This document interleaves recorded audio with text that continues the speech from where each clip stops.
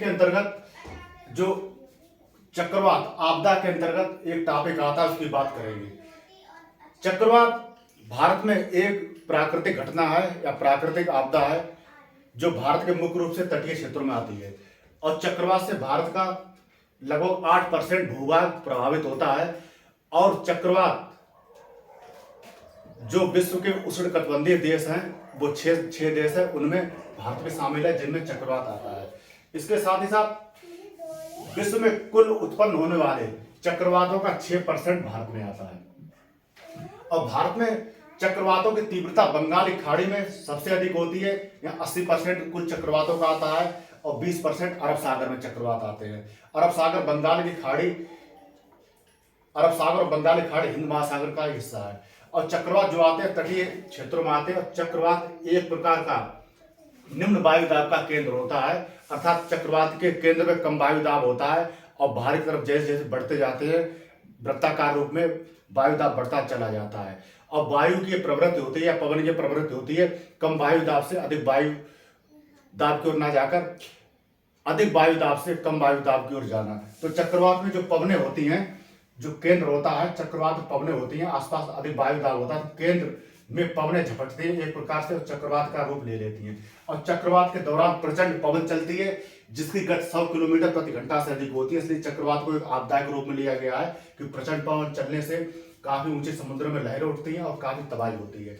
और 1999 में उड़ीसा में चक्रवात आया था, उसमें पवन की गति 260 किलोमीटर प्रति घंटा नापी गई थी, और इससे अपार जनधन की हानि हुई थी, हजारों लोग मारे गए थे और लाखों लोग बेघर हो गए थे। और चक्रवात के दौरान तूफानी तरंगें उठती हैं तटीय क्षेत्रों में, और तूफानी तरंगें 13 मीटर ऊंचाई तक उठ जाती हैं। लेकिन चक्रवात जैसे जैसे तटीय भागों से आंतरिक भागों तक जाता है, इसकी तीव्रता कम हो जाती है, और सामान्यतः चक्रवात आंतरिक भागों में तटीय क्षेत्र के आंतरिक भागों में 100 किलोमीटर तक अपना प्रभाव दिखाता है। और चक्रवात होने से भारी वर्षा होती है, अल्प समय में भारी वर्षा होती है, जिससे बाढ़ की समस्या उत्पन्न हो जाती है कम समय के लिए। और इसके अलावा चक्रवात के जो अन्य कारक माने गए हैं, जो कारण माने गए, जैसे 1999 उड़ीसा में चक्रवात आया था, उसका मुख्य कारण ये माना गया था कि वहां उड़ीसा के तटीय क्षेत्रों में मैंग्रोव वनस्पति थी, उसके जंगल थे, उन्हें नष्ट कर दिया गया था।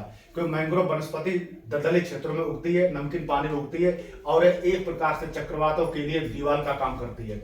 और दीवार का काम करने के दौरान चक्रवातों की तीव्रता कम हो जाती है। तो मैंग्रोव वनस्पति के नष्ट होने पर उड़ीसा में चक्रवात की तीव्रता बढ़ गई थी और काफी लोग मारे गए थे। और अगर तटीय क्षेत्रों की बात करें तो पश्चिम बंगाल, उड़ीसा, आंध्र प्रदेश, तमिलनाडु के तटीय क्षेत्र, इस जो पूर्वी तटीय क्षेत्र है, ये भाग प्रभावित होते हैं। अगर पश्चिमी तटीय भाग की बात करें तो गुजरात, महाराष्ट्र, गोवा और कर्नाटक, केरल, ये भाग चक्रवात से प्रभावित होते हैं। यहाँ 20% चक्रवात आते हैं अरब सागर में, और 80% बंगाली खाड़ी में आते हैं। चक्रवात मुख्य रूप से अक्टूबर-नवंबर महीनों में आते हैं। और चक्रवातों में अगर इनकी तीव्रता की बात की जाए, तीव्रता कम करने की बात की जाए, चक्रवात प्रबंधन की बात की जाए, तो ऐसी आपदा से निपटने के लिए राष्ट्रीय आपदा प्रबंधन प्राधिकरण का गठन किया गया, जिसके अध्यक्ष प्रधानमंत्री हैं। साथ ही साथ राज्यों को अपनी आपदाओं से निपटने के लिए राज्य आपदा प्रबंधन प्राधिकरण का गठन किया है, जिसमें संबंधित राज्य के मुख्यमंत्री उसके अध्यक्ष होते हैं। और चक्रवात से निपटने के लिए या इसका पता लगाने के लिए, पूर्व जानकारी के लिए, पूर्वानुमान लगाने के लिए मौसम विज्ञान विभाग या IMD ने जीपीएस की स्थापना की है। जीपीएस के द्वारा ऊपरी भाग में क्षोभ मंडल में ये पता लग जाता है बादलों की मोटाई कितनी है, बादलों में नमी कितनी है और हवा का रुख कैसा, उस आधार पर चेतावनी प्रसारित कर दी जाती है तटीय क्षेत्रों में मीडिया के द्वारा, और लोग सुरक्षित स्थानों पर पहुंच जाते हैं। इसके अलावा जो चक्रवात से निपटने के लिए या इसकी जानकारी करने के लिए तटीय क्षेत्रों में ऐसी अवसंरचनात्मक इकाइयों का निर्माण किया जाता है जो चक्रवात रोधी हो। साथ ही साथ तटीय क्षेत्रों में मैंग्रोव वनस्पति के आवरण को बढ़ावा देने के लिए इसको बढ़ावा दिया जा रहा है, बढ़ावा देने के लिए इसका विस्तार किया जा रहा है, जिससे क्या चक्रवातों की तीव्रता कम हो सके।